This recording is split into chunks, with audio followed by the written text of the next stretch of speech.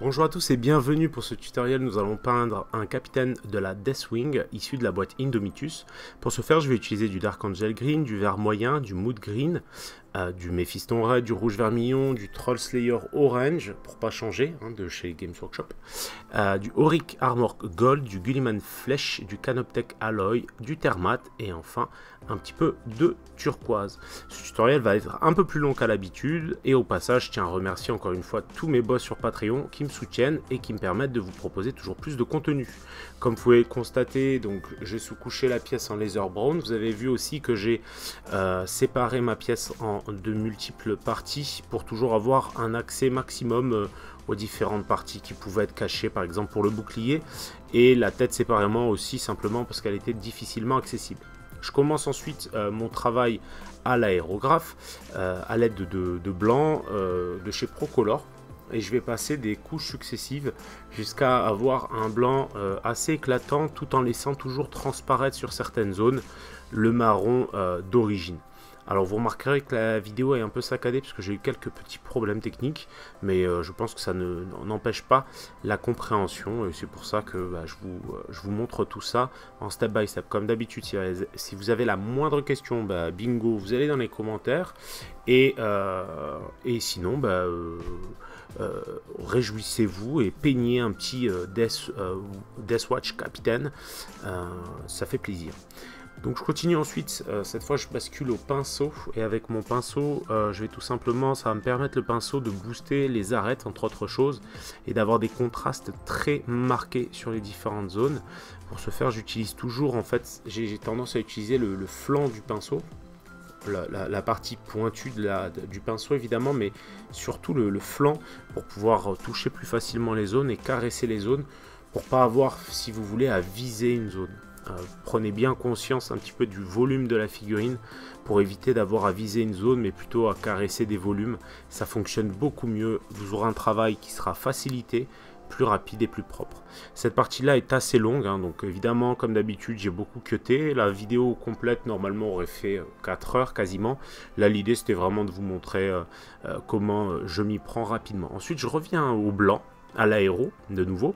Tout simplement parce que ça va me permettre de poser un filtre qui va un petit peu lisser mon dégradé, là où je vais avoir posé des zones de blanc marquées, tout simplement. Parfois il est difficile d'avoir un blanc crème, cette méthode fonctionne assez bien je trouve. On peut le décliner aussi en blanc plutôt gris, plutôt froid, ça fonctionne aussi très bien, mais à ce moment là il faut partir d'une sous-couche plutôt gris clair. Je reviens ensuite au Thermat pour booster un petit peu les contrastes, essentiellement dans les arêtes, dans les creux, mais aussi sur certaines zones qui prennent un peu moins la lumière, comme vous le voyez là, à l'avant du pied. Ça permet vraiment de marquer et de casser la continuité du blanc et donner un peu plus de volume à l'ensemble. J'en profite aussi évidemment avec ce Thermat, j'en profite pour baser un petit peu toutes les zones qui finalement finiront par être beige clair, mais beaucoup plus sombre quand même que l'armure. L'armure va beaucoup se détacher. C'est une faction assez emblématique, je trouve. Les Dark Angel est très intéressante puisqu'elle vous permet d'aligner des Space Marines, certes, mais à chaque fois avec des couleurs différentes. L'élite va plutôt être en blanc. Tout ce qui est motorisé et dynamique, attaque rapide, elle va être en noir. Ça vous permet vraiment d'avoir différents schémas de couleurs dans votre armée, et pour ça c'est assez cool je trouve. Donc toujours en Thermat, je marque les creux. Un gros big up d'ailleurs à Dim, un de mes soutiens depuis toujours sur Patreon, qui fait aussi du Dark Angel, et sur nos échanges, c'est lui qui m'a donné aussi cette idée là, sachant que c'était aussi une commande peinture, donc j'ai fait d'une pierre deux coups. Toujours avec mon Thermat, je me suis permis en fait sur cette vidéo de vous montrer vraiment plusieurs étapes sur plusieurs types de surfaces différentes, puisque les traitements sont toujours un petit peu différents, et ça vous permet en fait d'y voir peut-être un peu plus clair. N'hésitez pas à me dire en commentaire encore une fois ce que vous en pensez. Je commence ensuite le travail sur le vert. Pour ce faire, je vais tout simplement baser au début en Dark Angel Green, puis ensuite revenir avec les différents verts que je vous ai présentés, à savoir le vert moyen, le Mood Green, et ensuite un petit peu de blanc dans le Mood Green juste pour finaliser. Vous allez voir chaque étape de toute façon. Comme d'habitude, je dilue ma peinture jusqu'à ce qu'elle soit facilement applicable et je base en fait l'ensemble des zones que je voudrais voir vertes. Je continue à baser avec du Mephiston Red maintenant sur toutes les zones qui vont être en rouge, entre autres choses, tous les petits écussons, toutes les petites zones que je vais vouloir mettre en rouge pour un peu dynamiser l'ensemble, sachant qu'à la fin aussi je placerai un petit freehand sur la plaque qu'il a au niveau de l'épaule, mais ça on y viendra plutôt sur la fin. J'ai tendance à faire toujours mes freehands à la fin parce que finalement ça a fini d'embellir la figurine. Je m'occupe en parallèle de ça évidemment du bouclier et du casque, donc je base aussi en Mephiston Red le bouclier, sachant qu'il n'y a pas de rouge sur le casque de mémoire, donc voilà, ça vous permet de vous faire une idée. Toujours pareil, tous les petits emblèmes, tous les petits éléments que je veux en rouge, hop, une petite base de Mephiston Red, la peinture est très couvrante, c'est plutôt agréable.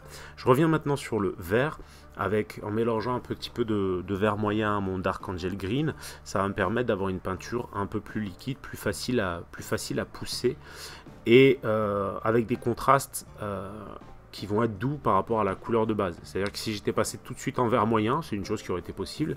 Par contre, j'aurais dû revenir faire mes transitions au Dark Angel, et là j'ai préféré la jouer soft en mélangeant mes deux teintes. Évidemment, sur un tutoriel comme celui-là, vous pouvez très bien prendre une partie des informations et faire des étapes par exemple plus courtes, c'est-à-dire passer directement au vert moyen. C'est tout à fait possible.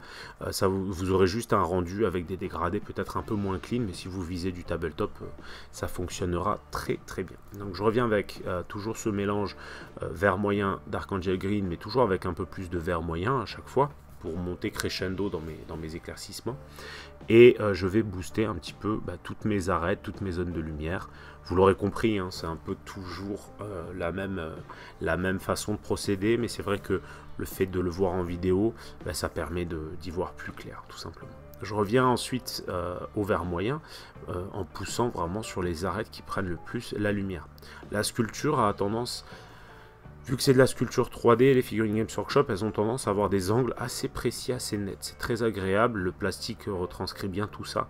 Donc normalement, vous n'aurez pas trop de mal à pousser vos lumières justement sur ces arêtes, puisque celles-ci sont bien définies, bien délimitées. Vous remarquerez que je vais avoir tendance à quand même focaliser la lumière sur le centre de la figurine, puisque c'est cette partie-là qui prendra le plus la lumière et sur lequel on veut le plus attirer le regard.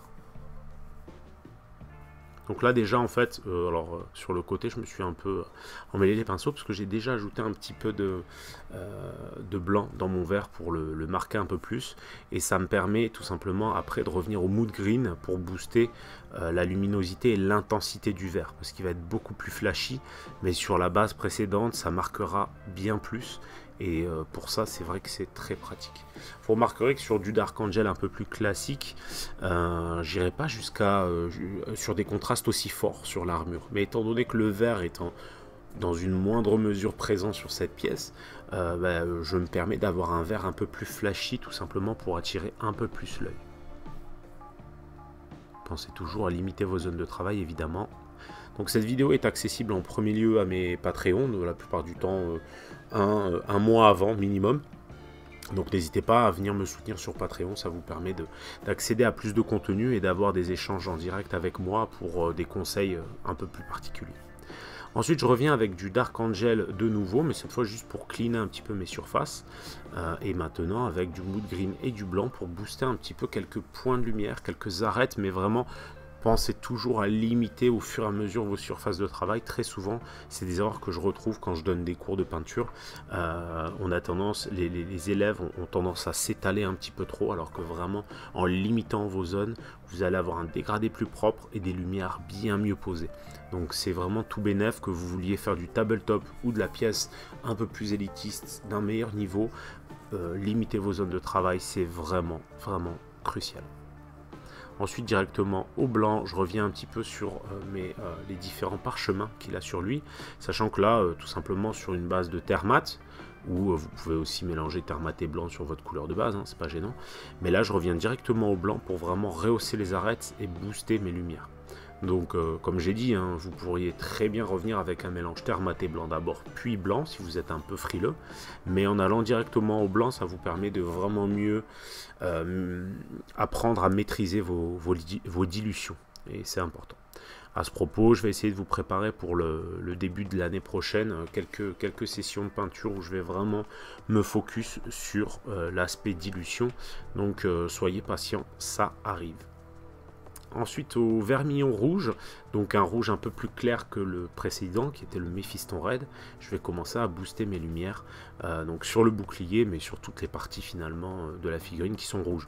Ici je m'appuie sur le bouclier simplement parce que les surfaces de rouge étant plus étendues, ce sera beaucoup plus simple de façon générale à vous montrer que sur juste un petit saut de pureté tout minus. Comme vous le voyez, j'hésite pas le rouge JV Franco parce que faut pas oublier que le rouge c'est pas forcément une peinture très couvrante.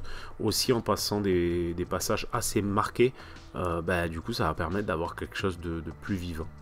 Je reviens au Troll Slayer orange tout simplement, mais cette fois juste sur les arêtes, et je finirai avec une petite touche de Troll Slayer orange et de blanc pour booster un petit peu mes zones de rouge.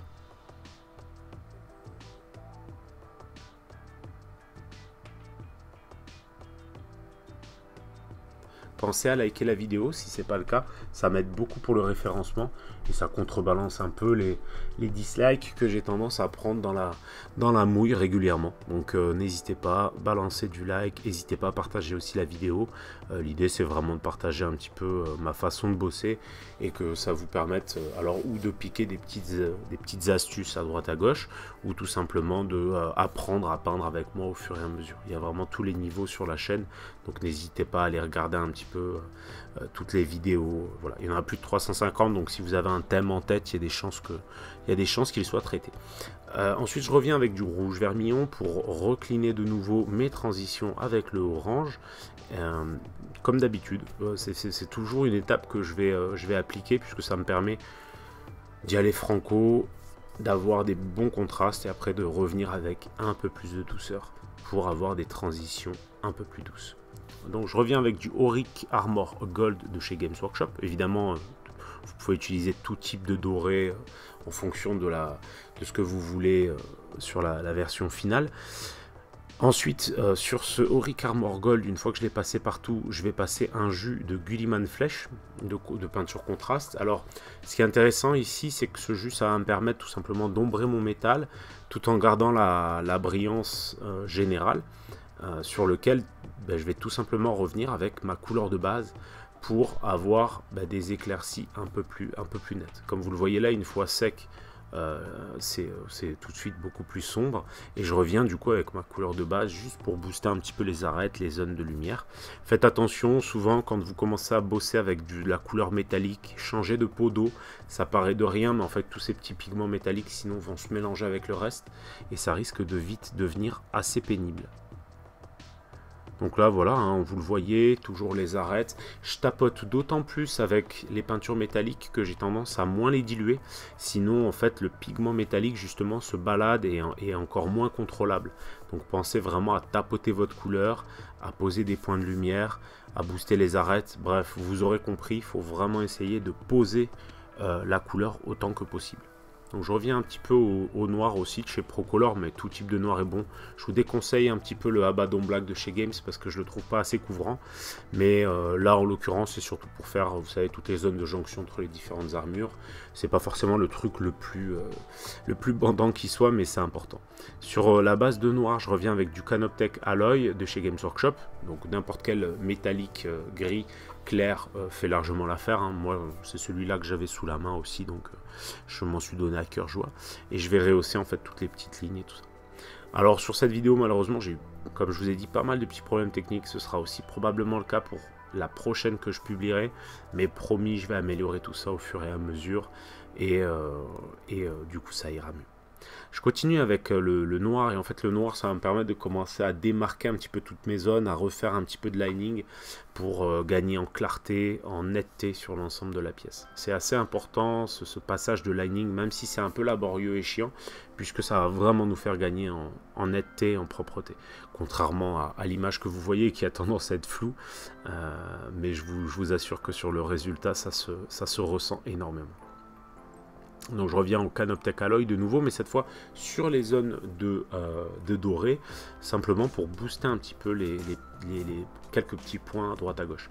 Vous remarquerez que contrairement au tuto habituel où je vais avoir tendance à peindre qu'une partie, où je suis plus structuré, on va dire, ici j'ai tendance à avancer sur ma pièce de façon générale, et là par exemple je reviens au Canoptek tout simplement parce que je me rends compte à ce moment-là que j'ai besoin d'un boost plus important au niveau de mon métal doré, et finalement un métal pas doré du tout permet d'avoir ce petit boost de lumière en plus.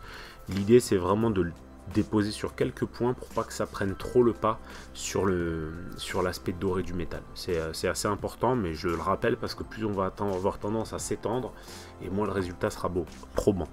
Donc là je vais commencer un petit freehand sur le parchemin du bouclier, simplement parce que mon commanditaire voulait que le nom de Julius apparaisse sur la petite zone, cette petite zone là du bouclier. Et comme vous le remarquerez, en fait, j'essaye toujours de démarquer, en fait, de faire des formes très simples et de les faire se lier au fur et à mesure. Donc c'est que des petits traits, et au fur et à mesure, je fais grossir, j'agrandis en fait en posant lettre après lettre, tranquillement mais sûrement. Sachant que si je me trompe, c'est pas grave, puisque derrière on va revenir plus tard au blanc pour redémarquer un petit peu ces zones là. Donc encore une fois, gardez en tête que le plus important quand on fait un freehand, c'est de se lancer. Là par exemple j'ai rajouté un 2 à la fin en chiffre romain, simplement parce que finalement mon Julius n'était pas suffisamment centré, donc j'ai fait cette petite triche là simplement pour avoir un visuel un peu plus centré sur l'ensemble. Donc j'ajoute un petit peu de blanc, comme je vous ai dit, pour démarquer un petit peu les lettrines en dessous, au-dessus, un peu partout. Et ça me permet en plus de corriger le cas échéant si j'ai des petits problèmes à droite à gauche. Tant qu'à être au blanc, je vais revenir un petit peu sur le squelette. Ce squelette, en fait, je vous ai pas dit, mais j'ai simplement passé un coup de mince, comment il s'appelle déjà, Basilicum Grey sur l'ensemble du squelette, tout simplement pour l'écraser un peu, parce que je voulais pas que ça prenne le pas sur le reste. Toujours au noir, je vais faire quelques petits liserés les plus irréguliers possibles pour montrer qu'il y a des petites écritures sur les parchemins. Encore une fois, c'est pas très compliqué, et si vous faites des liserés un peu trop gros, vous revenez au blanc pour redémarquer de nouveau les liserés. Gardez en tête que vous allez toujours pouvoir améliorer votre peinture, et même si le premier jet n'est pas parfait, vous revenez et le deuxième sera meilleur. Je reviens maintenant au turquoise de chez Procolor. Vous pouvez prendre un turquoise, il y en a dans toutes les gammes, celui de Prince Auguste est très bien. J'ai pas les noms de chez Games, mais ça doit marcher tout pareil. Et j'en profite pour baser la lame et le petit sablier qui est sur le bouclier. Ça va me permettre tout simplement derrière de faire une lame en énergétique et un sablier pas énergétique du tout, mais le bleu a tendance à rappeler l'aspect vert, enfin vert, la matière, le vert. Je m'embourbe, mais vous m'avez compris. Ensuite je reviens tout simplement avec du blanc mélangé à mon turquoise pour booster mes lumières, et vous allez voir que je vais alterner des traits de lumière. Au début je booste toujours les arêtes, comme sur un eau métallique, et ensuite je vais juste pousser mes lumières en alternant systématiquement. Une lumière intense sur une face générera une ombre intense de l'autre côté. Et en fait, sur ma lame, sur la première partie, je vais alterner blanc,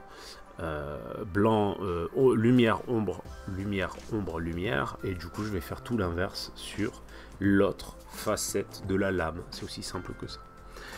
Ensuite, je reviens tout simplement avec mon mélange. Toujours systématiquement, je vais ajouter de plus en plus de blanc. Là, je suis au blanc quasi pur en fait. Et ça va me permettre de booster un petit peu mes arêtes aussi sur le squelette, toujours dans cette même optique.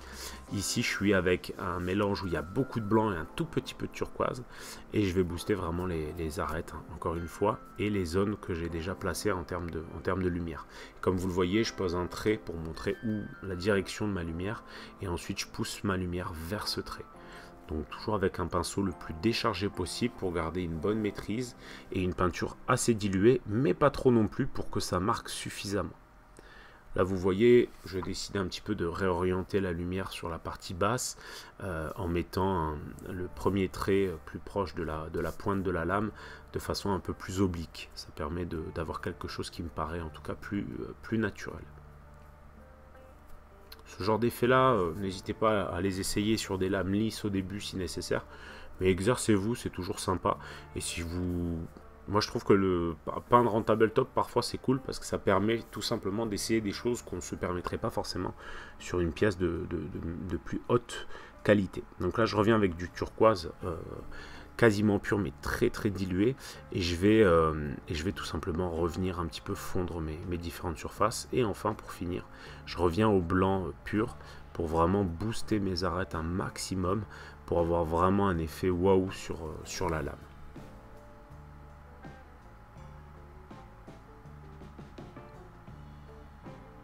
Donc vous voyez, c'est vraiment des petites choses simples, des step by step assez simples. Le tuto est plus long qu'à l'habitude puisqu'il dure 20 minutes, mais vous pouvez toujours tout simplement vous le faire en plusieurs fois ou vraiment vous bloquer sur une étape et reproduire cette étape chez vous. C'est vraiment pas déconnant et c'est plutôt intéressant, donc n'hésitez pas à vous essayer. Donc, vous voyez, hein, là je rééquilibre un petit peu mes dégradés. C'est toujours très important ces étapes-là, même si c'est un peu longué. Ça vous permet d'avoir un truc qui claque et assez finalement pas si compliqué que ça à faire, je dirais. Donc je reviens encore avec un petit peu de turquoise, juste pour lisser l'ensemble. Ensuite, à l'aide de mes fistons raides, je vais faire mon petit freehand. Donc mon but, c'est d'avoir un crâne à ce niveau-là. Donc je vais commencer à tracer ce crâne pour avoir une forme un peu générale, dans lequel ensuite je vais revenir mettre quelques pointes de blanc pour définir le creux des orbites, par exemple. Ça me permet tout simplement d'éviter d'essayer de préserver nécessairement les zones des orbites et d'avoir une forme qui me convient en termes de volume de crâne. Évidemment, si vous arrivez du premier coup, c'est bien. Mais encore une fois, si vous avez besoin de le faire et de le refaire, c'est pas gênant, c'est comme ça qu'on apprend. Donc une fois que la forme un peu générale est posée, vous allez voir que je vais pouvoir revenir gentiment avec du blanc pour un petit peu redéfinir les volumes de façon générale.